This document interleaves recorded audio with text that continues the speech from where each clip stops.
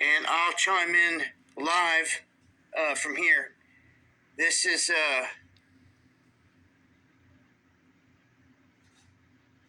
last images that we had seen of Trump at this rally. He was taken out by the Secret Service. The latest reports are stating that Donald Trump is fine at the moment. He is tweeting out and he's putting out information that he is fine, even though he sustained an injury to the right ear. You can see that there's blood on his face, and in other shots you can see that his ear is injured. And when these shots rang out, you can see he reaches for his neck real quick and then goes to the ground. Secret Service scrambling, diving on top of him. And I feel like with this event, you're going to have people from all sectors, giving their opinions and then, thinking they're staunchly right. And, everyone's got a right to their opinion. But some are going to say, that these are fake blood packets and all this other stuff. And some are going to say that this was a failed attempt by the establishment on Trump. What was going on? Others are going to say, I guess, about whatever. I'd probably say that it. Let's take a look at some of what's going on here. I'm going to go through some of the updates. It had been reported initially that a person was being drugged out of the area, out of the bleachers right here. A lot of people falsely reported that this was the shooter. And this is what happens sometimes, again, when people just start tweeting and sharing information without looking into it and without trying to do any digging on it. I mean, just not even thinking twice, just hit and retweet and going with it's a shooter with no proof. This was not the shooter. This was an innocent bystander, a Trump supporter that was sitting in the crowd that got shot in the head and got killed. So was hit by these strays. So that we have bodies on the ground, blood all over the place for people that were saying that it was just a psyop or something out there. And you have dozens and dozens of witnesses and camera angles and all this other stuff this far as well. I've already seen images of the people that are bending over, like this guy right up here. All these people, there's like blood, everything all over the bleachers up there at the closer angles of this. So I just want to clear it up again. And I'm sure a lot of people are racing over to try to delete their tweet and this and that. Some of these big name cats out here, we know they got screenshots on you. Just pumping out this information falsely and not even trying to verify or anything. I seen almost everybody in my Twitter feed falsely running with this was the shooter that was dead. The entire feed just completely flooded. Well, wasn't. So I just want to clear these things up. This was an innocent individual that got taken out. I want to show you what happened to the shooter. Shooter is gone. Shooter is deceased. They engaged the shooter. And there are some suspicious things with this right at the gate. I mean, there always are questions to be asked, right? Now, you see this individual laying up on this roof in this clip? That's the shooter. And the shooter was actually witnessed crawling on top of the building with a rifle by people just standing around. I'm about to share a clip with you so you can hear what this innocent bystander said. I don't know if it's trolls or what. People jump in on the X feed and they say, "Oh, I don't trust the BBC ever since 9/11. Well, yeah, I get that, but what does that have to do with this interview of a witness that's dropping some jewels in this? Now, I'm going to run this clip so you guys can hear what this witness has to say. I think it's pretty key. Someone who was here, you weren't inside the event, but you were just outside. Tell us what you saw. So we had a party here all day. You can see behind us the Brinkles Farming Greenhouse here. We had a party. And we all decided, hey, when we hear Trump up there, we're going to walk up through the field, stand by the trees out there under the shade and watch and listen to the rally. Right, we couldn't see them, but we could hear them. So we walked up, and probably 5 to 7 minutes of Trump speaking. I'm estimating here. I have no idea, but we noticed a guy crawling, bear crawling up the roof of the building beside us, 50 feet away from us. So we're standing there, we're pointing at the guy crawling up the roof. And he had a gun, right? He had a rifle. We could clearly see him with a rifle. Absolutely. We're pointing at him. The police are down there running around on the ground. We're like, hey, man, there's a guy on the roof with a rifle. And the police were like, huh, what? Like they didn't know what was going on. We're like, hey, right here on the roof. We can see him from right here. We see him. He's crawling. And next thing you know, I'm thinking to myself, why is Trump still speaking? Why have they not pulled him off the stage? I'm standing there pointing at him for 2 or 3 minutes. Secret Service is looking at us from the top of the barn. I'm pointing at that roof, just standing there like this.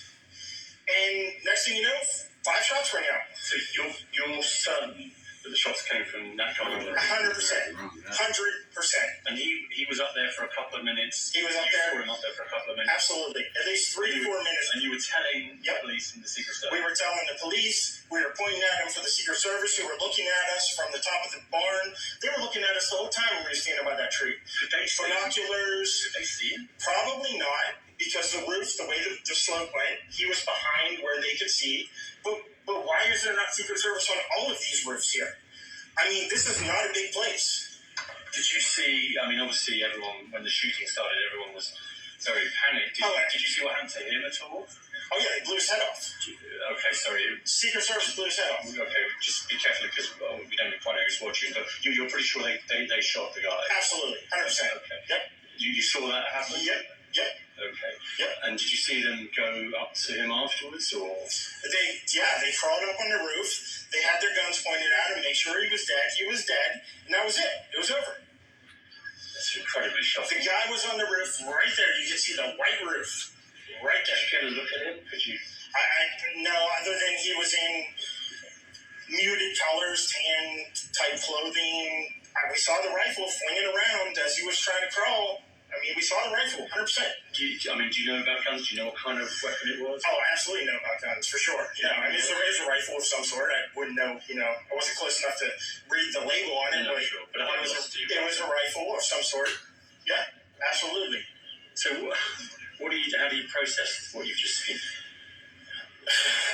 I don't know what to say, man. All I'll tell you is, if I walked up close to there with anything that Secret Service considered a problem, I wouldn't be standing here talking to you right now. But I don't know why a guy who we're standing there pointing now to police and Secret Service is crawling up the roof. Yes, right there by that tree. We were outside the security building. But my question is, there's only a few buildings around here. Why is Secret Service not on every building here? Well, there's a whole bunch of questions, I think, that are going to come. There's a whole bunch of questions. Yeah. Yes, she was right in front of me. She kept going back and forth right in front of me. Yes. Tell us about her. Nice horse, nice lady running with a flag. Seemed very, patriotic. But what's the significance of her? No, he asked me if I saw a horse. Okay. All right, well, listen, I'm sorry you had to witness that. That was a terrible thing. And you should stay safe with your family and Gotcha. yourself. Thanks for your Gotcha, time. man. That's someone who was... All right, so you guys see that interview right there of a witness, and I'm telling you, this one is just, we all knew, we all felt that this window was going to bring something to the table. Some of these events get telegraphed. I think it was Tucker Carlson, here just within the past month or so, went live and boldly stated that they're going to try to kill Trump. They're going to try to take him out. I believe they And it was Biden that was using terminology like, now we're going to put Trump in the crosshair and things like that. And, this is definitely one of these things that is going to shift how rallies are going to be held from now. I mean, we are on the cusp of going into the RNC here this week that Trump, we thought, was not going to make it to because of jail and sentencing. But now it looks like Trump is going to, was scheduled to make it to the RNC. They had a rock star lineup of speakers that they just dropped. He probably will still, he's saying he's fine. If it was just he got clipped in the ear, whatnot, we'll see. You can be sure that people are going to analyze the heck out of all this stuff big time. And it's going to take days to look at this from all kinds of different angles, if not weeks and months like some investigations do. But this is the said shooter identified. Mark Violence, a well-known Antifa extremist. And he had reportedly uploaded a video on YouTube before the attack, and it was titled, "Justice Was Coming." And he's making all these hand shooting gestures and all this other stuff, but this is the guy right here, whom is now deceased. And I seen some clips of the video rolling around out there. Much love, Crown Jewels. But this is him, no longer with us. The guy they took out on top of the building. Lone shooter that opened up with many shots, around a dozen shots or so. I didn't go and count them exactly. There was enough shots for me to say, hey, someone else had to get hit. There's no way they shoot right at him. It's just crazy so many bad things that on this. they catch him in his ear. Just a little bit to the right could be a different ball game. Regardless, I want all of you out there to realize and to know that this is history. This is history. They will speak about this, and who knows what happens from here, but they'll speak about this for decades and decades to come. It's very similar to JFK. In this instance, they didn't get him, but the dude over on the building in the grassy knoll, he took his shots, and it was pretty crazy watching it all unfold there. For all the people that were there live, hundreds, not thousands of people at this rally, you could see them in the background, all around, kind of just stunned. But then you could see when it backed out, you could see a lot of these people rising up and looking to their right, which would be to the left, what you're looking at now. They were all looking over here, standing up and looking, and on the left side of that crowd, there was a person that was shot in the head and killed. And the building from where the shots came from were from that direction as well. So Trump was literally looking in the direction right at where the shooter was at. And I gotta say that the guy, whether the dude's a shill for BBC or not, or what, in that interview we just talked to, he witnessed this dude crawling around, but he had a very valid point. Why were they not on this building? They were on every other building around. How come they weren't watching that building? The one building you could have got a clean shot off. How's it even possible? Who dropped the ball there? The dude said this place isn't big.